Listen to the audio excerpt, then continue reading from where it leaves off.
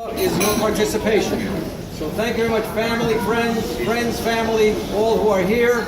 It makes a tremendous difference to us and really enhances our simcha in a great way. I just want to quickly introduce Adam. There's a few words to say about Sarit, Yafo, and about Mishpach. So please give him his attention. We don't have a microphone, so please give him your attention.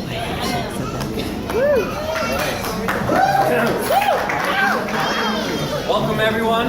Thank you for coming. I'd first like to start off by giving thanks to Hashem for allowing us to have another beautiful, healthy child. There's truly no greater bracha in the world.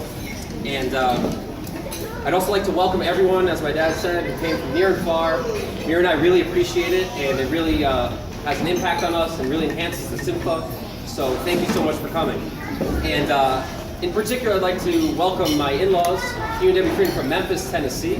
And first, I'd like to thank them for coming in about 2 months ago and helping us with Sarit and making everything smooth transition from 1 to 2. And obviously for being here today to celebrate from the Simcha. And I'd also like to thank my parents, Ram and Jackie Weiss, for everything they did to make this such a beautiful simcha today, all their hard work and all the help and all the effort they put into making this such a beautiful simcha. And besides that, obviously, thank you so much for all your help throughout the year with Sarit and Zev. Mir and I really appreciate it, and thank you so much. And most importantly, thank you to Meira, my wife, and for everything she does. And it's actually kind of funny, while I laughed to myself while I was thinking of what to say about Meira, I thought back to a little over 2 years ago when I spoke at Zev's bris. And I remember things I said was that ever since I met Meira, when we were dating, engaged, married, I always knew, there was no doubt in my mind she would make a great mother. And I remember saying at the bris, now that I've had 8 days seeing her as a mother, I can truly say that I was right. And not only was I right in a way I was wrong, I underestimated how great she would be. And now, after 2+ years of both raising Zev, and now Zev and Sarit, I feel that I have a little bit more of a standing, a little bit more experience to pass judgment and really evaluate how amazing she is. And I'm sure the more experienced parents are laughing at me at 20+ years or whatever, 30 years. But for my 2+ years, I can truly say that watching her, the love, the care, the patience, just the compassion she has in raising our children, it's something special to watch and to be a part of. And I feel very lucky to be a partner with her in raising our children. And Mir Hashem, we should continue for many years to come. I'd also like just to say a quick thank you to Rabbi Smith, the Rosh Kollel of Miami Beach, who's not here today, but for helping me prepare a couple ideas for this Sefer Torah. Okay. In Mishlei, in Perek Yud Dalet, the pasuk says, "Chachmos nashim binsa beisa." The wisdom of a woman builds a home. So the Vilna Gaon asks a question on this pasuk. He says, why does the pasuk begin off with chachmos, which is in the plural form, and finishes off with beisa, which is a singular form, the home? So why is it saying the wisdom of a woman builds a home? Wisdom plural, home singular. This should be either both plural or singular. It doesn't make grammatical sense. That's his question. Separately, yesterday we read Parshas Beshalach. And in this Parsha we have the story of Bnei Israel, of leaving Mitzrayim, leaving Egypt, and Kriyas Yam Suf, the splitting of the sea, and ultimately culminating with them reaching freedom and the Shir Hayam, the Song of the Sea, which first the men sang, and following after that we have Miriam, who led the women in song. And I'll read the pasuk which refers to the women leading the song, which is Vatikach Miriam HaNeviah Afos Aaron et Hatoch Biyadav V'Teitzena Chol Anashim Achoreha V'Tukim Chulos, which means that Miriam, the prophetess, the sister of Aaron, took the tambourine in her hand, and all the women took their tambourines, and they all went out and they praised and they sang and danced and gave thanks to Hashem, loosely translated. So there's 2 questions that jump out to me on this pasuk.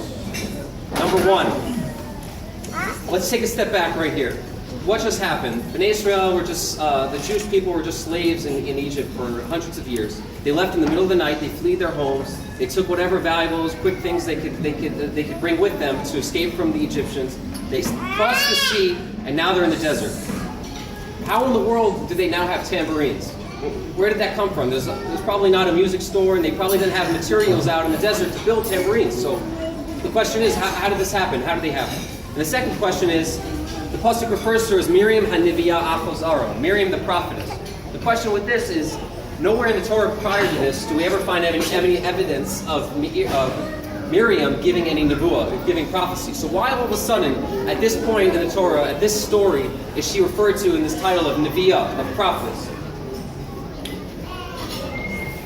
Okay, so I'm going to answer first the Chachmos Nashim. So the pasuk of Mishlei, this idea of the wisdom of woman. What does it mean? As I said, why is it plural? And what does it mean? Are women smarter than men? Why is it written in plural? What's the real answer? Yes.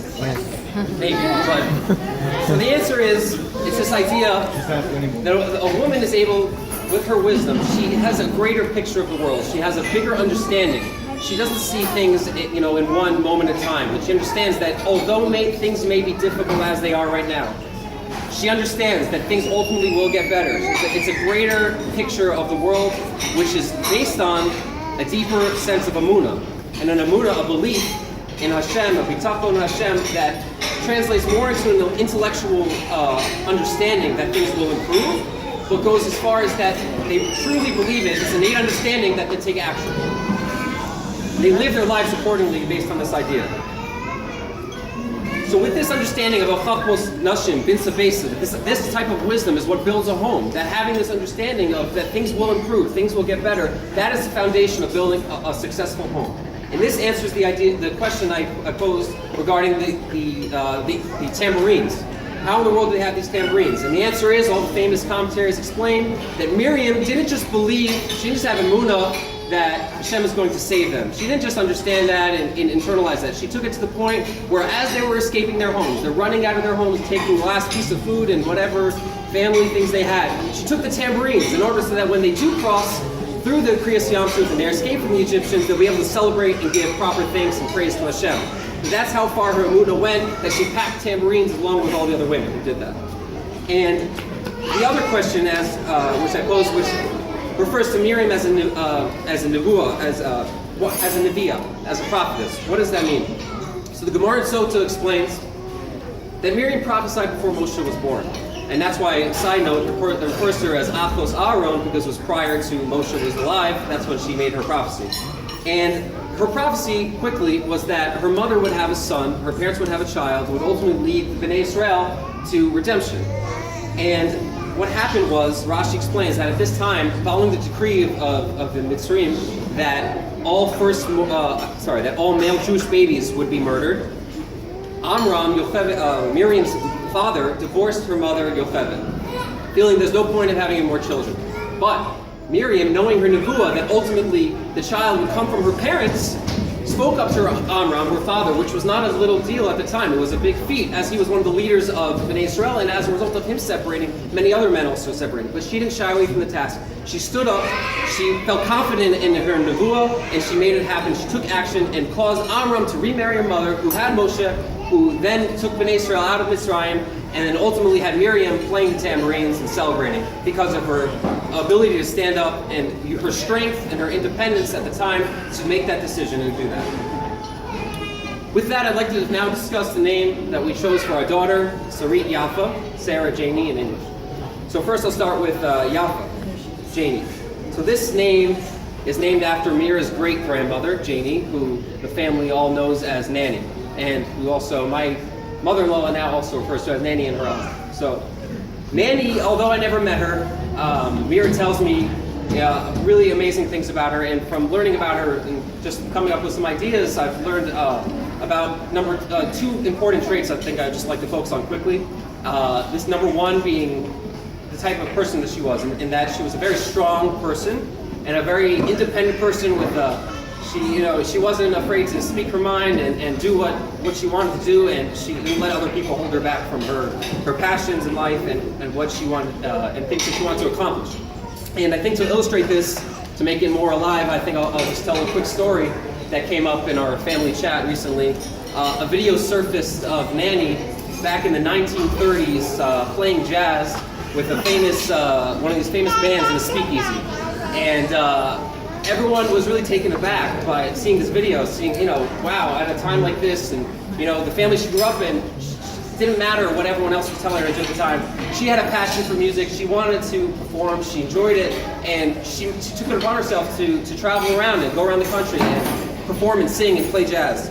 And I don't think everyone else knows this, but I spoke with Booby, Nanny's daughter, Mir's grandmother, this week, and she gave me a little more insight onto this jazz. And not only did it stop at the fact that it brought some joy to her own life, it was something that Booby, her daughter, and her siblings grew up with. This joy that was brought into the home as a result of her jazz music. It was the lullabies that they would sing at night, and it was something that really brought happiness and a sense of joy to her home. And I think this connects back to Miriam as with the Nevuah, the idea of, although she had this idea, she didn't just take it there, she took it to the next level. She spoke up to Amram. Just like Nanny went, she went and played, and both of them had positive results. Just like Miriam ended up with the tambourine, Nanny ended up with her saxophone. And I think that's a really nice parallel and beautiful trait that we can learn from her. Next, I'd like to speak of the first name, Sarit, which is Sarah in English, and named after my grandmother, Chaya Sarah, who we all knew as Grandma Agi. Okay.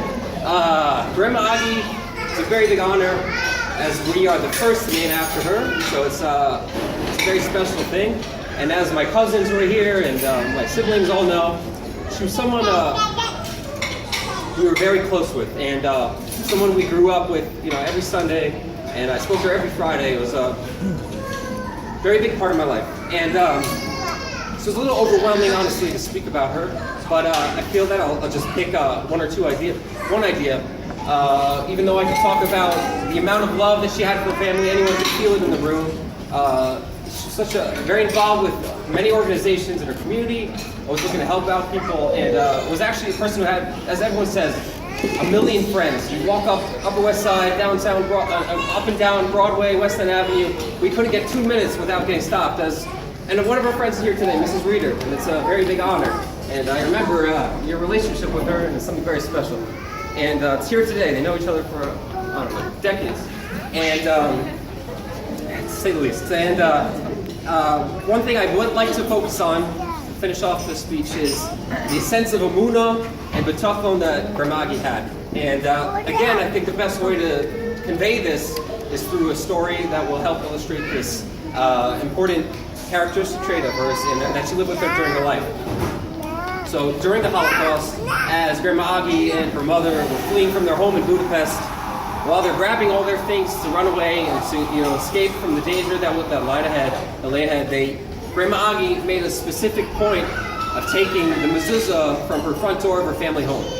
And anyone who ever talked to her would tell her that she felt this was a shmirah. This was Hashem watching over her and was protecting her from whatever was ahead of her and her mother. And ultimately, she believes that this mezuzah, holding onto it, is what allowed her to safely arrive to America and build a new home. And what's very unique about this mezuzah is it's something that we still have today. She actually framed it and gave it to my parents, and it hung in our home. And I think it was a very central piece in our home that everyone was aware of. I know I was, and my siblings were, and it was something that had a little note next to it explaining the significance. And it gave us this idea that, this is where we came from. This is the emunah that established this home. And it's nice to see that it's now hanging, it's hanging down the block here at Glenn's apartment in his home. And it's something that will be, hopefully our future generations will continue to see. And I think this is the idea of chachmos nashim, which I started off with. This idea of wisdom of a woman builds a home. It's plural chachmos. This idea of seeing the bigger picture. As Grandma Agi did, she's running out of her home. She didn't focus on, obviously times are tough. Times are very difficult, but she understood there was a future ahead. And in that future, she wanted to have this mezuzah with her. And I think it's more than just the idea of the shmirah that protected her. I think it's that she had the foresight. This is going to build, as we know, a mezuzah represents a home. This mezuzah is her way of saying, I'm going to build a bayis ne'eman b'Yisrael wherever I end up, New York, wherever it is. And this is what she took with her, just as Miriam ran out of her home and took her tambourine in order to celebrate Hashem when she knew that this is what's going to happen for the Jewish people. We're going to be saved. And this is this deep sense of emunah that only, I guess, a woman has, is what we're seeing here. And Just to sum up, just as Miriam celebrated with those drums and tambourines, Grandma Agi celebrated with that mezuzah. And as you see, she had children. She raised her children. She now has grandchildren, us, and now our several great-grandchildren who are going to continue to live on it and see that mezuzah and understand the lesson from it.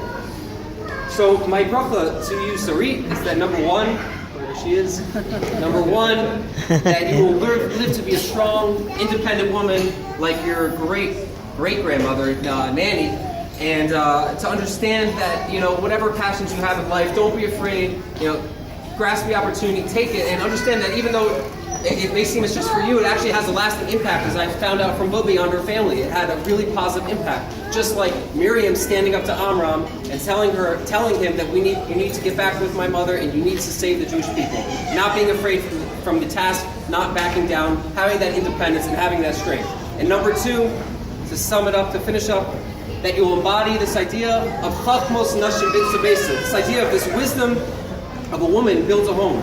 That even when things are bad, even when things seem difficult, that you'll understand the greater picture, and you'll have the foresight to then go grab your tambourine and your mezuzah, and to build a Bayis Ne'eman Yisrael, and to have a successful life and lots of happiness. Mazel tov.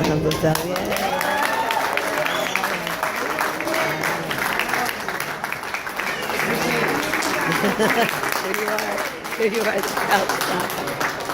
Let's go to Adam. I want to show her here.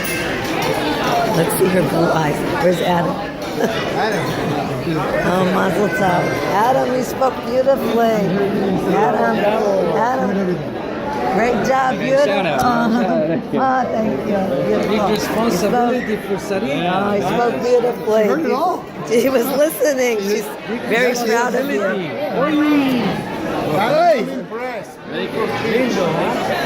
Very blue eyed. Let's do it.